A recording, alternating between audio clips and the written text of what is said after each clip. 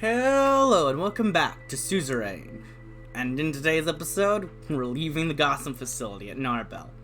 A volatile situation has emerged outside the Gotham facility, with a sizable crowd of protesters amassing.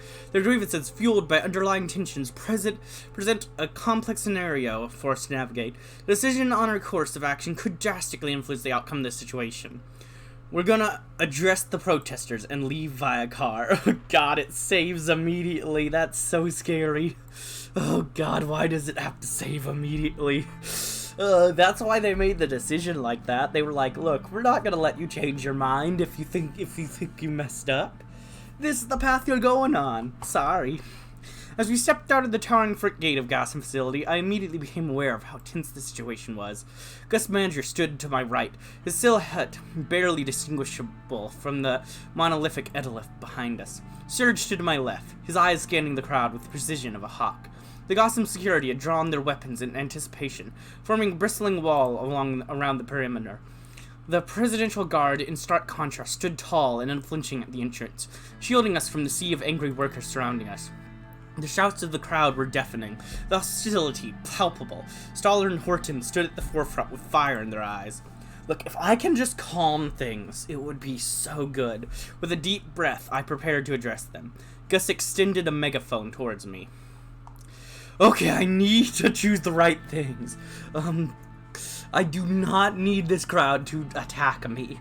Hill of Swords, we are here today as adversaries, which is our purpose to invest in Gotham and ensure to invest to the hardworking employees of Gotham. We stand with you today, our shared Lord of Symbol and demand.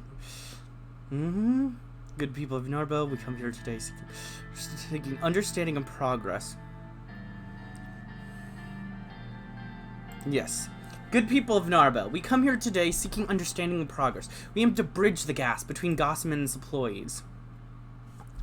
Address them and above all improve them. This is not a promise, but a step towards. Remember, we are united by a common goal. We are not blind to your struggles. We seek to acknowledge them, address them, and above all improve them. Speeches and more speeches from President Rain, but what exactly was... Speeches and more speeches from President Rain, but what exactly was decided today? We need more than petty words. We need substance. She's right, Mr. President. We need details. What's going to change for the workers? Now hold on a moment. President Rain is committed to bringing about real change. His actions demonstrate this clearly, even if it doesn't fit your narrative. Is this so, Miss Manager? As all we've seen are decisions that favor the likes of you and Elwood Alfonso, not the common workers. It's not about narrative, Mr. Manager. It's about ensuring fair, dignified life for the working class, something your policies have constantly failed to do. As immediately straightforward as you make them out to be, Dennis, the focus here is not narratives. I understand you're skeptical, but I assure you might... Oh no, that's not. That's the wrong choice. Just straight up. I understand you're skeptical, Dennis, but I assure you my administration is devoted to bringing about better conditions for your workers. Your words are compelling, President Rain, but can they truly outweigh the years of corporate dominance? Your intentions sound noble, President Rain, but intentions alone don't feed families or pay the bills. We need concrete actions. And what about the recent campaign finance bill, Mr. President? It's a direct attack on democracy, effectively silencing smaller parties like ours. It's clear your lack of commitment to education, that you don't fully comprehend the scope of challenges faced by working families. Mr. President, we demand that you support the upcoming workers' rights bill. The labor force of Swordland will be watching your next move carefully. I mean, I was already planning on doing that. I kind of told him I'd keep it open, but I already told my education person I was gonna do it, so I'm gonna do it. But, anyways, furthermore, we want reform, reduce the election threshold, and change the constitution to make a more democratic, fair nation. Those are all things I plan to do. Literally, every one of those things are things I plan to do.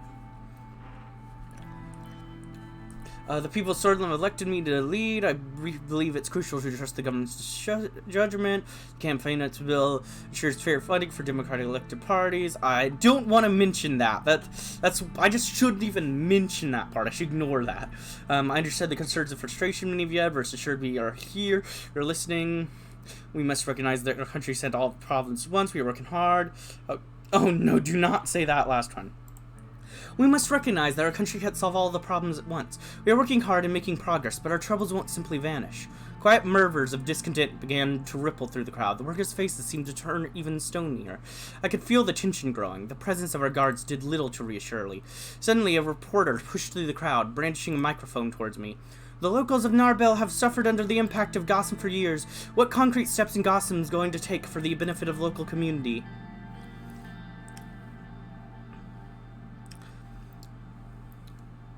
Gotham has recognized the value of blue-collar workers and agreed to increase their wages. These hard-working individuals are the backbone of our operation and deserves fair compensation.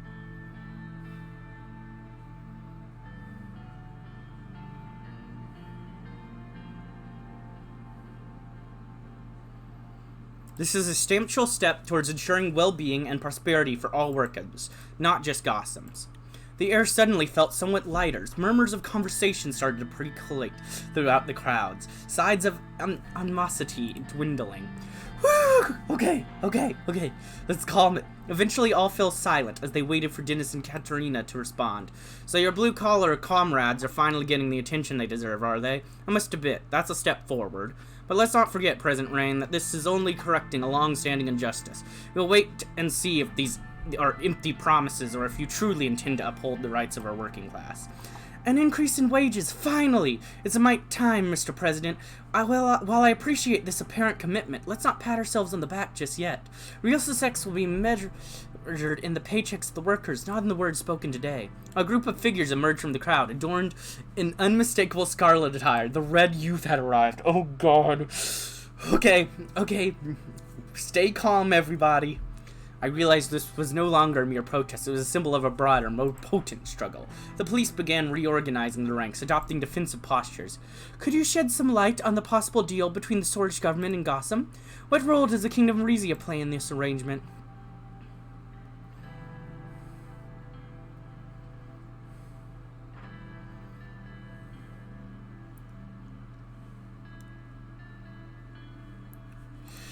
Swordland is renewing its ties with the Kingdom of Rizia. Together we will provide the funding that Gotham and its workers need.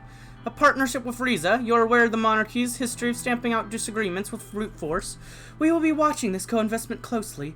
Your government will be responsible for keeping its partners' worst tendencies in check. Nearby, a quick hushed conversation was being had between Gotham's security officer and a presidential guard. I followed their eyes to the protesters. Some had calmed down, others still seemed agitated. Serge craned his neck, his face deep in concentration as he listened to their whispered. Sir, the crowd is no longer entirely hostile, but there's still some undercurrent of tension. It might be a good time to make our way to the convoy before any potential escalation.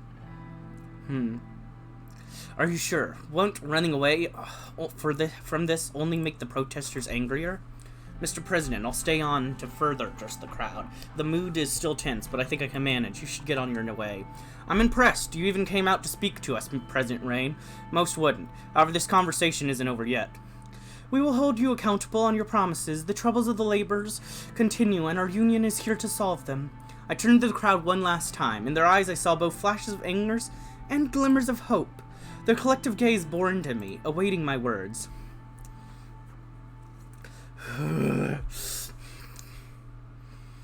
Oh, God. Okay, we're gonna make it through this at least. Yeah. Most wouldn't come out because most fear facing the truth. As for the conversation, it's always been going on.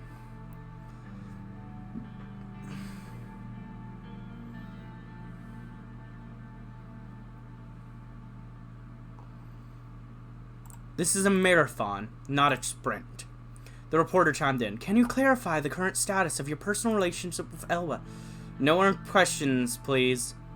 Mr. President, if you could please proceed to the vehicle.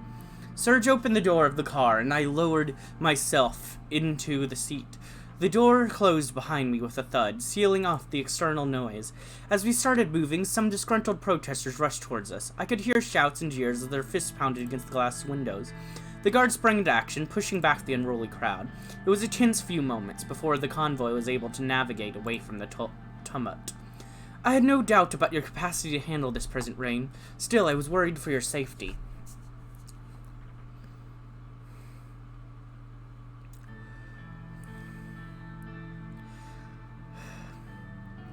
A little excitement to keep on our toes, wasn't it? That's one way to look at it, Mr. President. Keeps the job interesting, to say the least. The echoing voices of protesters gradually subsided as we retreated from the scene and left Narbel behind. Woo! We did it! We had a good conversation. We got out. I think that went really well. Let's see how the news thinks it went. Rabelmar's President's Address. President Anton Rein's recent address following a meeting with Elwald Alfonso, chairman of Gotham, descended in chaos. A mix of socialist agitators, Communist Party members, and Red Youth Magivist rebels disrupted proceedings, demonstrating a glaring disrespect for the office of president and the broader populace. Their actions have further divided the Swordfish people instead of promoting constructive discourse. It's high time for these factions to consider if their disruptive tactics are truly serving the best interests of our nations. Gossam's salary review, upholding workers' rights. Gossam's promise to review the salaries of blue-collar workers and provide them competitive compensation is acknowledgement of the critical role of these workers play in the national economy. This step, long overdue, is a testament to the fundamental principles of equal pay for equal work. It will go a long way in reducing income inequality and ensuring a more equitable distribution of the nation's wealth. Woo! A stirring speech by President Rein at Gotham Gates. President Anton Rein delivered an impassioned speech at the gates of Gotham, addressing the concerns of workers and championing the cause of better working conditions. Yeah. The president's powerful address is a testament to his dedication to the Swordfish people. Yes, demonstrating his willingness to listen and respond effectively to their needs. The president's speech sets a precedent for transparency and open dialogue, making a pivotal moment in our nation's journey towards progress. Yes!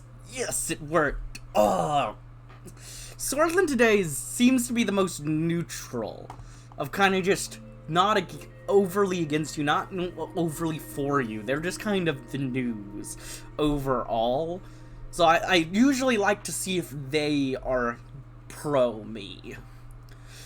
Red Youth disruptions undermine constructive dialogue. The presence of Red Youth rebels at the presidential address led to a tumultuous scene, hindering the spirit of constructive dialogue. The ripples created by the actions raised questions about the influence of figures like Cortina Horton, leader of the Labor Union of Swordland, and Dennis Stoller, leader of the Communist Party of Swordland. The actions of these groups only served to deepen the societal divide, posing a challenge to any attempt at protective discord. Better pay ahead. Worker salaries increase amid pressure. In response to intense negotiations led by President Anton Rein and driven by workers' unions, Gotham has declared a review of blue-collar salaries. This represents an important progression in addressing the current wage gap and providing some financial relief for these workers. Our vision will see a marked improvement in worker welfare and morale, resulting in increased productivity for the energy giant. The Eyes of Swordland now rest on Gotham's next steps. President's speech, acceptable yet unremarkable. President Anton Rein's address at Gates of Gotham was a perfectly acceptable, albeit unremarkable, performance. The speech, while touching on the concerns of the workers, failed to provide groundbreaking solutions and significant reassurances. The Swordfish people need and deserve more than mere words. They need decisive action and effective solutions. Understandable. You liked the speech, but it didn't just do what you wanted. But don't worry, I'm going to do what you want. Gotham's salary review, a delayed response. Gotham's decision to review the salaries of its blue-collar workers is indeed a significant victory, but let us not forget who truly brought about this change, the workers and their representatives. President Anton Rein may have had a hand in negotiations, but the victory belongs to those who toil day in and day out. They are the ones who have risen against exploitation, setting a precedent for the rest of Swordland to follow. Agreed. I couldn't have done it without your pressure. You definitely got the ball rolling, not the roll balling. Stability Order of 1954, in order to stop an investigation on the influence of Young Swords and Red Youth Organization and the post-assassination arrest has concluded. Both organizations haven't officially organized or called for legal actions, but several low to mid-level leaders from both have links to insightful actions that led to deaths, injuries, and instability. This allows us to ban the organization. We are going to ban neither of them.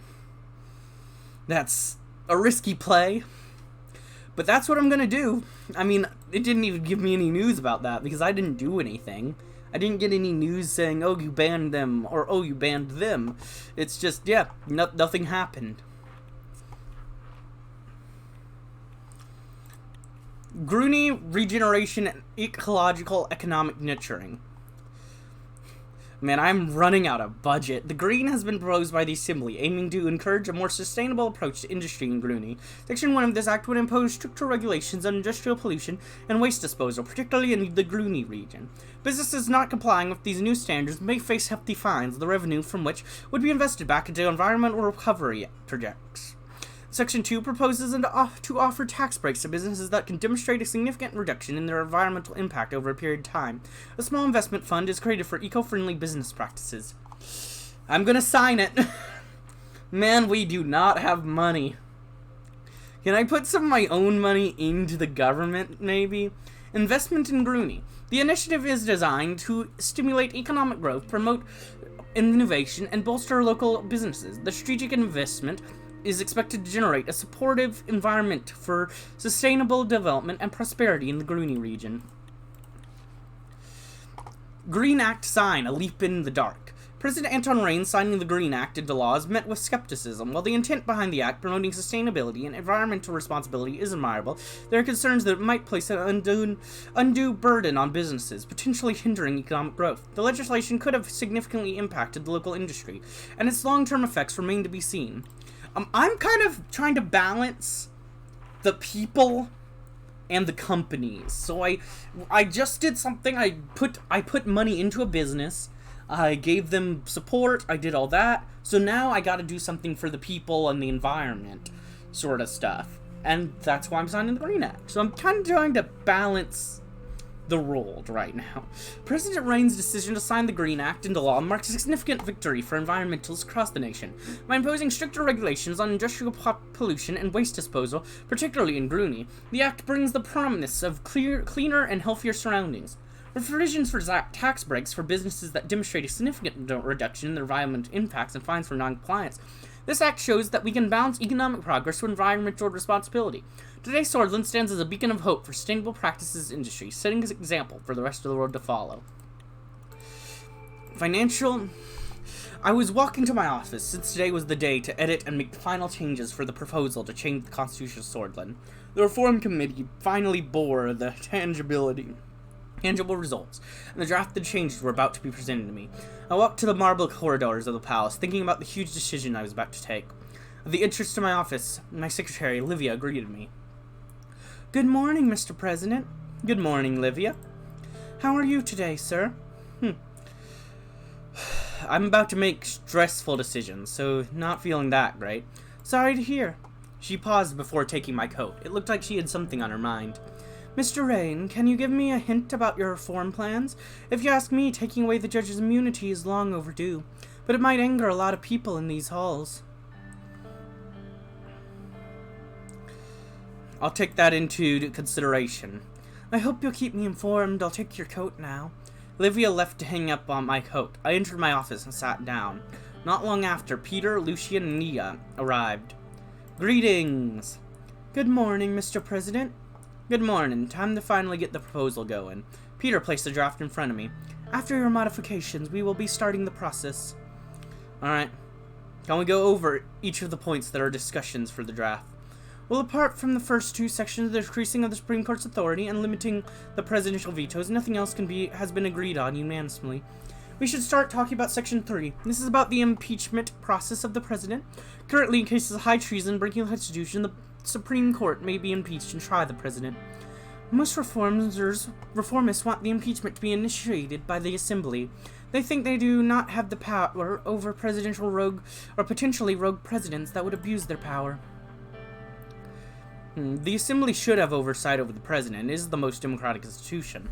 The law is particularly dangerous for you in this case. We will be going against the old guard, and if we prove to be successful in this assembly, they will be looking for anything they can declare unconstitutional to tackle you. All they need is the Supreme Court to impeach you.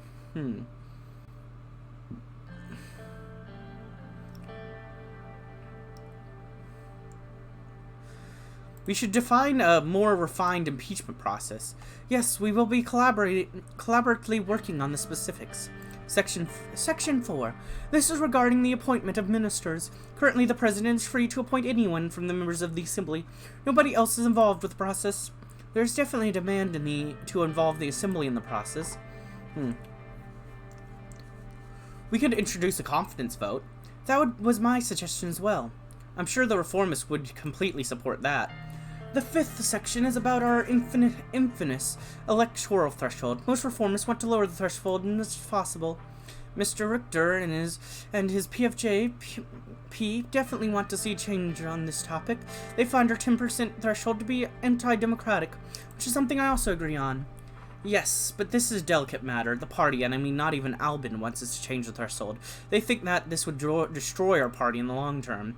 Not wrong. The 10% threshold is what they had allowed us to control half the assembly with around 1/3 of the majority in the elections. We should definitely work to decrease the threshold for better representation in our democracy. I agree. Even after Sol's resignation, we still have 3 parties in the assembly. Even Mr. Kimner's NFP is barely elected. Don't forget, the Communist Party and the Workers' Party of Bludia both had close to 10% in the last election. You would be opening their way into the parliament in the future if you were to decrease the threshold. It is important that you realize this. Of course, that would also mean that the USP might lose its majority in the assembly, sir. If our own democracy is the reason for our downfall, we will have to accept it. I agree with you, Mr. President. Lucien continued with the next section. Section 3. This is about the presidential decrees. Reforms demand more limitations to the president's executive powers. Mr. Richter's demanded them to be completely removed. I have suggested to bring more limitations to decrease regarding their applicability while we keep them. We should try to make sure that they will only be used in emergency situations. We could also make it dependent on an enabling act from the Assembly. Sure, it would make the whole process longer, but as long as we have a majority, nothing really changes. We'll work with the reformists to limit the use of the decrees. Friends will probably demand that we remove them completely, but he forgets that Swordland is a presidential republic. Next one is Section 7, Term Limits. Term limits are necessary. I agree, we can't allow someone like Sol holding on to his seat for 2 decades again. Hey, if people keep electing one person, that means they are really content. The masses are scared of change. Even Sol knew he had to leave, but we will leave it to the president to decide. Yes, he did, but it took a long time. Now I'll move on to the 8th section. We are reaching the end. There's a question about the immunity of the judges. While the anti-old guard sentiment is increasing, there are talks about that taking away their immunity would give us authority over judiciary. I do not support taking away their power for yourself, Mr. President. The judiciary must be independent and long-lasting. While I agree that the current court members are problematic, this is no way to resolve it. The law is supposed to ensure the judiciary independence by giving legal protection so they can't be pressured. Well, they need absolute immunity in theory, but look at what reality got us. We've got to deal with the most corrupt Chief Justice in the world, with no chance to deal with him.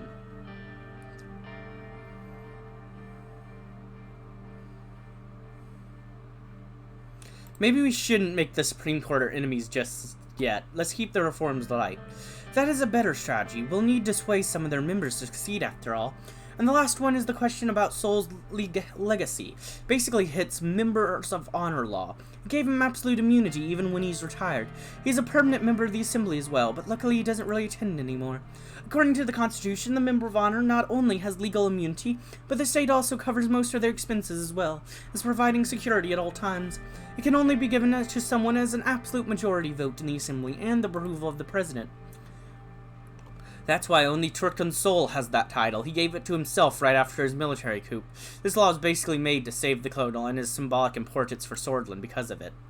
We must get rid of this senseless law that protects him.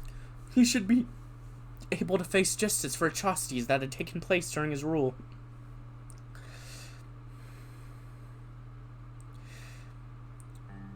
We could keep the title but take away the immunity clause. That would be enough to hold him accountable for his actions, but why would you want to keep such a title, Mr. President? It's just a title, Miss Morgan. Well, regardless of what Mr. Rain decides, we will need to work together to push this agenda. I thank you all for your input. After placing the committee's reports and my own notes in front of me, I buried myself in the papers. Woo! According to Article 77 and 82, the President may veto a bill by returning it to Assembly with a written statement. The articles do not contain any information on how to override a veto. As a consequence, the President has an absolute veto power that cannot even be overwritten with a supermajority in the Grand Assembly of Swordland. I'll remove my veto. According to Article 5 of the Constitution, an amendment that has the support of at least 150 signatures may be proposed to the Grand National Assembly. A two-thirds majority vote in the Grand National Assembly and a simple majority in the vote in the Supreme Court is required for the amendment. As a consequence, the Supreme Court, which is not part of the legislative branch, has voting rights that give them enormous power in the amendment process. We're going to remove the Supreme Court's voting rights.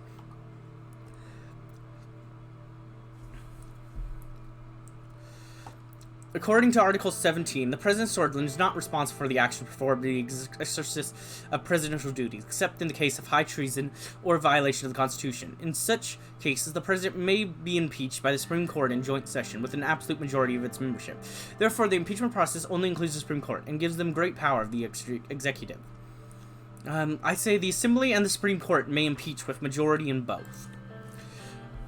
According to the Constitution, the President appoints the ministers of the Council of Ministers from elected members of the Assembly. We may introduce a confidence vote by adding the line, the President may nominate ministers, which will require a confidence vote from the Grand National Assembly for their appointment, or include the Assembly more in the process with the Grand National Assembly may nominate a list of ministers, which the President may appoint. I'm gonna, again, keep at the top, confidence vote is required. I'm just keeping everything out of the top things. They're gonna think I'm not even, looking at this. Section 8, Electoral Threshold. According to Article 50, a political party needs a minimum of 10% of the total national vote to win seats in the Grand National Assembly. The votes of the parties who pass the threshold are redistributed proportionally, meaning USP, which currently holds the lead, would be the main beneficiary. Decreasing the threshold may allow the Workers' Party of Bolivia and the Communist Party of Switzerland to be elected in the next elections. I'm going to decrease it slightly to 8%. According to Article 18 and 51, the President is able to issue decrees on political, social, and economical issues that would carry the force of law. They could not contradict the Constitution and are subject to judicial review. Therefore, the President may issue decrees in many subjects without going through the Grand National Assembly. However, the Assembly may pass legislation on the same subjects to override presidential decrees.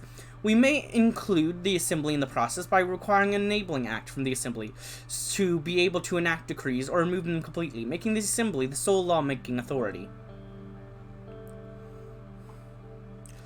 Who issue decrees? The President able to issue decrees. The President may decree subjects without going through. However, the Assembly may pass. May include the Assembly in the requiring enabling act. Well, decrees require an enabling act. According to the Constitution, the President shall be elected to serve for 4 years. However, there is no mention of a term limit, allowing one individual to be able to run, but elected and serve as President without limits. I'm going to introduce a limit of 2 terms. Section immunity of justices. The Constitution gives the justices of the Supreme Court absolute immunity before the law and describes no procedure of impeachment, making them untouchable by the other branch of the government. It may describe an impeachment procedure by giving the Grand National Assembly the right to propose an impeachment of a justice on the legal grounds of unconstitutional behavior. Do not change. Member of Honor rights of Turk and Soul. Article 99 of the Constitution defines the Member of Honor title and the rights their members may exercise. A Member of Honor has an absolute immunity and is considered to be a permanent member of the Grand National Assembly. They are given control of their own personal security team provided by the state's presidential guards. A member is also eligible to live in a special private residence provided by the state for free. The only person who holds the title is Turk and Soul.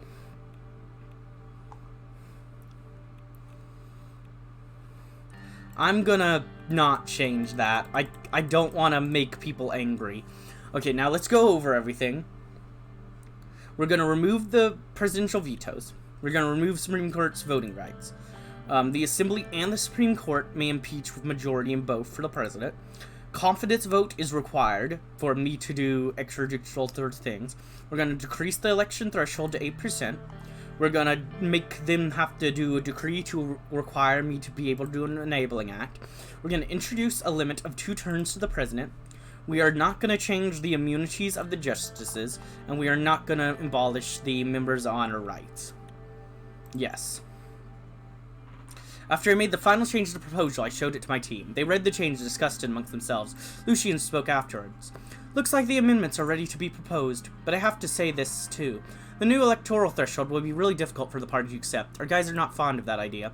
That's true, it will be tough to get all their support. Some of our members may try to openly fight against this. Well, I'm prepared to reconsider if it comes to that. We will do our best to make it work, sir. Any other comments before we proceed? I don't think I have any problems with the changes. Me neither. Looks like we can proceed immediately. I will personally work on wording the proposal with my hand-picked legal experts. With Miss Morgan's reputation as the most experienced attorney, this proposal will be bulletproof. Chief Justice Orso will have a hard time convincing others to oppose it. In the meantime, you must introduce the proposal to our party. You will need to get them to back us if we want it to pass the assembly. Sir, I'd advise you to first talk to the leaders of both conservative and reformist wings of the party. As far as I'm aware, Mr. Claven supports the reforms already. Miss Tory will be the real problem. She became the real heavyweight after he left the executive. Any advice in regards to dealing with them? As Mr. Vectorn said, Mr. Claven will probably be easier to persuade. We need to unite the party under this, so his support is vital. Miss Gloria will be tougher to break. The problem is that she's capable of turning the moderates and conservatives against us.